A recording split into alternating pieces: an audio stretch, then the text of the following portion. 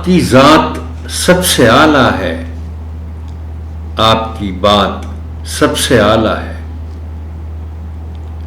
آپ کا نام سب سے اچھا ہے، آپ کا کام سب سے اچھا ہے، حق کا پیغام آپ لائے ہیں، دین اسلام آپ لائے ہیں، آپ نے سب کی رہنمائی کی، ساری مخلوق سے بھلائی کی، روشنی آپ ہی کے دم سے ہے، زندگی آپ کے قدم سے ہے،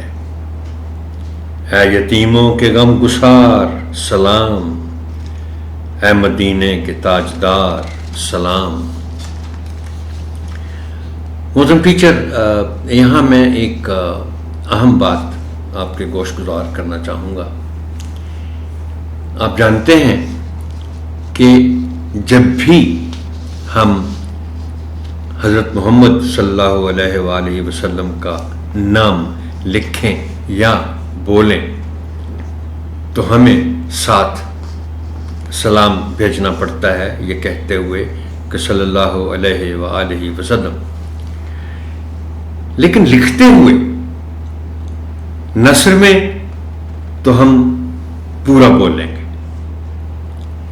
نظم میں ہم ان کے نام کے ساتھ یا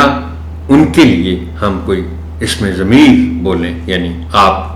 وہ، ان جیسے الفاظ جب ہم استعمال کریں گے نظم میں تو پھر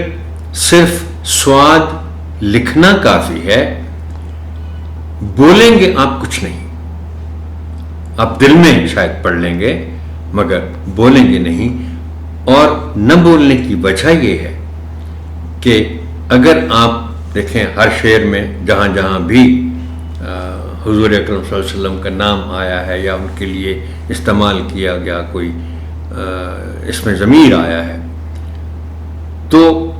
اگر ہم پورا یہ کہیں گے بھی نظم پڑھتے ہوئے، شعر پڑھتے ہوئے صلی اللہ علیہ وآلہ وسلم،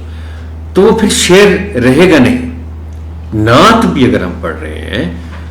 تو پھر وہ جو ایک شعر کی بحر ہے وہ نہیں رہے گی، اس لیے آپ شعر پڑھتے ہوئے، بولتے ہوئے آپ صرف اسماء ضمیر بولیں گے، آپ یہ صلی اللہ علیہ وآلہ وسلم نہیں بولیں گے، دل میں پڑھیں گے ساتھ ساتھ۔